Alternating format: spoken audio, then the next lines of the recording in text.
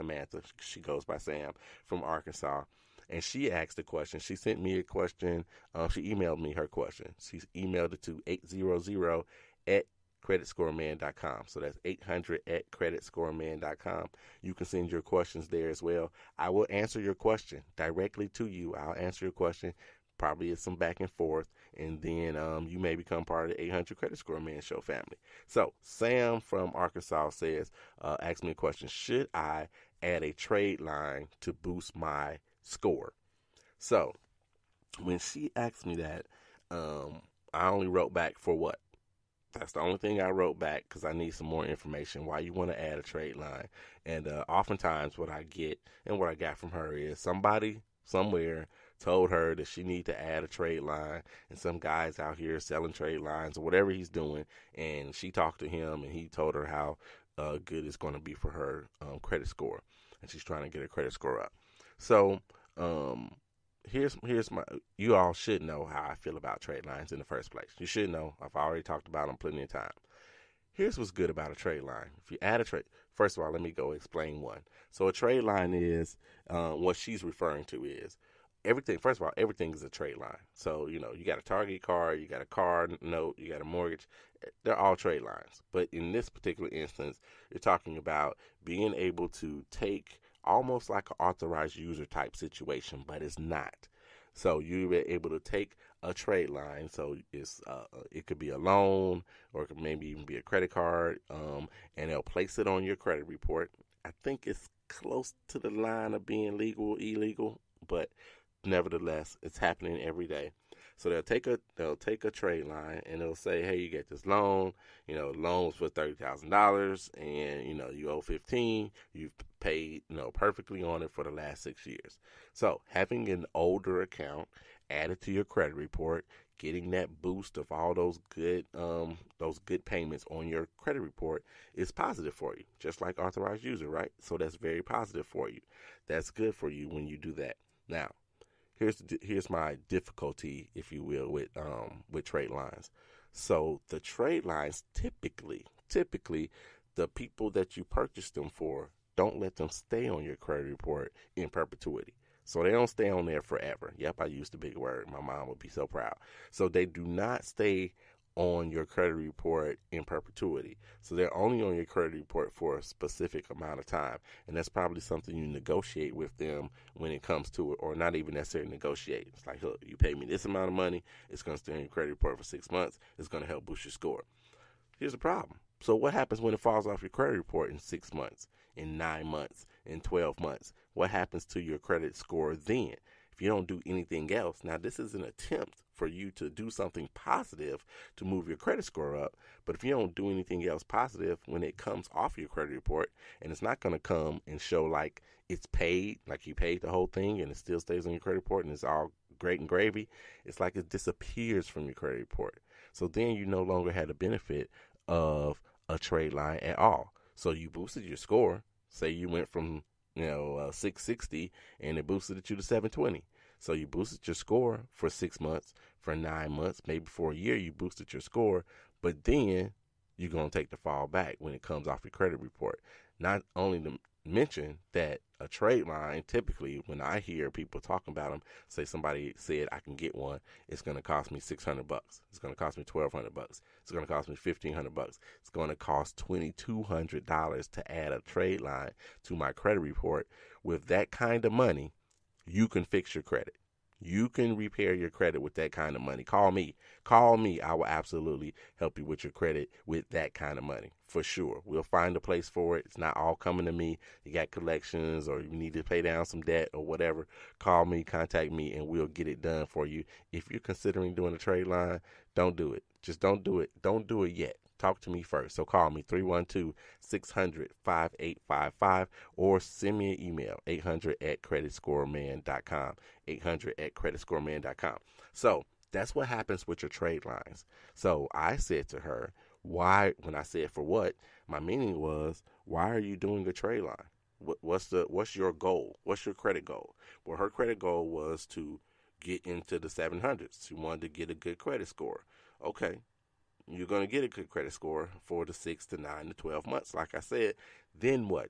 Like, what are you doing with that at this particular time? She had no other goal, like buying a home or, getting a new car, anything of that nature. She just wanted to get her credit and her credit score up to good, past fair, but up to good and close to excellent. That's what she wanted to do. And it's not worth it because it's not long lasting. It's not going to stay. So that's not credit restoration done right like it is at the 800 Credit Score Man. 800 Credit Score Man, the business that I have that helps you improve your credit, is credit restoration done right.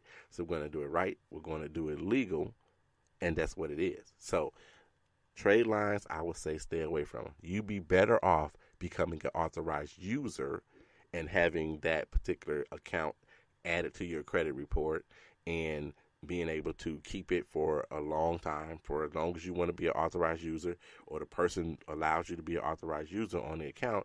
You'd be better off that way than to add a trade line that's not going to last forever and continue to boost your credit score. So Sam from, where were you from, Sam? Sam from Arkansas. Thank you so very much for contacting me. I love the back and forth that we had. So you're officially welcome. You're officially part of the 800 Credit Score Man Show family, and you too can be a part of it. So send me your questions, and I will definitely get back to you, and you might be able to become part of our family here. So, all right. So that's Sam from Arkansas. All right. So let's go ahead and let's go and finish out. Let's finish out our credit card faux pas to avoid. So, number 4, stop being persuaded by those offers in the mail. So if you're listening, so everybody within the sound of my voice that have been following and doing and improving your credit, with that comes more offers. So you're improving your credit. Companies see that, banks see that, and they're going to send you those offers. So like anything else that I say, apply only if you actually need the credit. That's the only time you really want to apply, if you absolutely need the credit. Now, I know it's flattering. I know you flattered. You flattered to have them come to you because all this time you've been begging and you've been going to them and you've been scared and your stomach is full of knots every time you fill out an application or whatever. I know it's flattering that they're sending you offers now, but you don't have to take all of the offers that are sent to you. You need to make sure that it's something that's beneficial for you. The point and purpose of you doing all of these steps is for them to send you offers, is for you to get the best interest rates out there, for you to be able to walk in a store or go into a car dealership or call up the mortgage guy and say, hey, I want to buy this house, and not have a credit be an issue for you. So absolutely, it is definitely flattering for you, but keep in mind your credit goals and your financial goals. Keep them both in mind. So every time somebody sends you an offer for a credit card doesn't mean that is good for you, that is necessarily good for you. You may need a credit card, but that may not be the card for you. So make sure you don't be enticed all the time by these credit card offers that are coming to you. Sometimes you just have to throw them away. And what you can do, if you're tired of them, or if you're too much, you think that you might take that offer just because they send it to you, you can opt out. So open it up, look down toward the bottom. It's going to say something. It's not unscribed because it's not on the computer, but it's going to be an opt-out option. You can call the number, or you can send something in that says, hey, quit sending me things. That's just way too much temptation for me. So quit sending me stuff. So that's number 4. That is number 4. Stop doing that. So number 5, not reading the fine print. This goes along with that as well. So when you get those credit card offers, you got to read the fine print. You've got to read the fine print on stuff. So you've got to read the fine print when you're dealing with your credit cards, even the ones that you currently have. You might have had them for a long time, but you never really paid attention to the fine print. You've got to read the fine print. Always read the fine print. Of course, the big, bold words and numbers that attract you, they're all at the top. That's what they're supposed to do. That's marketing. That's what they're supposed to do. But the devil is in the details. So typically those mail offers make sure that, the companies make sure that they protect themselves. So they may be making you an offer, but you filed bankruptcy last week. But they made the decision to make you this offer a month ago, and then they sent it out to you. But you filed bankruptcy last week, so they have wording in there that would be that they can change some things. They can change the deal altogether. They can change the options in the deal, or they can even rescind the offer. So make sure that you read the fine print. Read the fine print when you're dealing with these things. All right. Number 6.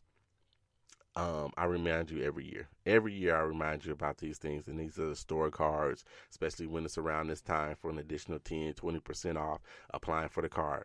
Now, again, same thing, just like the ones in the mail. Only apply if you need them, if you absolutely need them. Don't apply because you're going to get 10% off. When you look at the taxes on it and, the interest rate and all this other stuff, you're not really saving much, if anything at all, especially if you were going to pay cash anyway. So make sure that it works for you. Plus those store cards, and this is across the board. This isn't just picking on any particular card. Across the board, they have the highest credit card rates. So it's not like your Visa and your MasterCard and whatnot. They have the highest credit card rates. So I want you to be really careful about taking those particular offers, especially if you're just taking it because they're going to give you, 10, 20% off. Now, if it's 90% off, I can't resist 90% off myself. I'm not going to be able to resist that. I'm going to take that credit card all day. But you're talking 10, 20% off, $5 off. I mean, you got to spend $100 to get $10 off if it's a 10% off card. So make sure that it works for you because you're trying to do the best for yourself. But now they are good for helping you establish or reestablish credit. So, but they're not necessarily the best for you financially. So if you can get one, you're reestablishing credit. You've been listening, and I told you that, most people with the best scores have 4 to 6 credit cards, and, 3 is a good number to have, especially if you're reestablishing credit or establishing credit and you need one, then maybe you go ahead and take it. So it may not be the best for you financially speaking. It may not be the best for you, but as far as helping with your score, it might help you with your score a little bit. So you got to know what you're doing, and that's why you listen to the 800 Credit Score Man show. I mean, frankly, that's why you listen to it. So plus, typically they're only good for that store or that chain of stores. You don't have to go to that Target. You can go to any Target across the country and use your Target card, if you will. But then, you are pigeonholed. I mean, you can't use your dealer's card at Home Depot. So it's always, or it might be better for you to have, the Visa, the MasterCard, the Discovers, the American Express, those kind of bank cards versus having the store cards anyway. So you just, figure out what's best for you and your credit. Number 7, and there's only 8 of them, so we're about to get out of here. So number 7, taking cash advances. Not necessarily detrimental to your credit score unless you're making, it makes your utilization over 30%. So if it's making your utilization over 30% because you're taking this cash advance, then yes, it's going to hurt your credit score. But this one is one of the ones where I said at the top of the show about, they're not always necessarily about your credit score. This one really is more about you financially. So, I mean, yes, it's bad for you if it's going to take you over that 30%. If it's going to take you over your limit, that's bad for you. So something like that. But then financially, it's just not good for you. So if you're taking cash advances from your credit cards, of course, then there's a fee. There's a fee for doing the cash advance. That interest rate is higher on cash advances. I don't care what your credit card is. For the most part, if you got a credit card, a good credit card, you're talking about they're only charging you 10% or 5.99, something like really good. But you do a cash advance, it's going to be 14. It's going to be 15. It's going to be 20%. And if you've got a 20% credit card and you do cash advances, then it's going to be even more than what you typically pay. So you pay 20, it's going to be 24%. So you're going to pay a higher interest rate on that particular amount that you took the cash advance. Not to mention there's a fee. So the fee could be anywhere from 2 to 5% just for taking a cash advance. And if you did it at an ATM, then you got an ATM fee as well.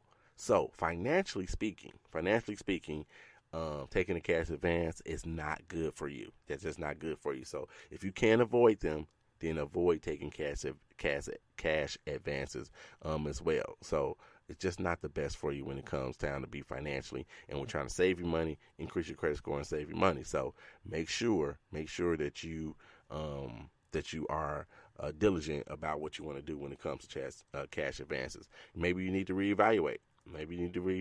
Reflect, and see How else can you get this money? Where else can you get this money? How else can you pay for whatever you're trying to pay for? Or if you really need it at all, whatever you're getting the money to buy, to purchase,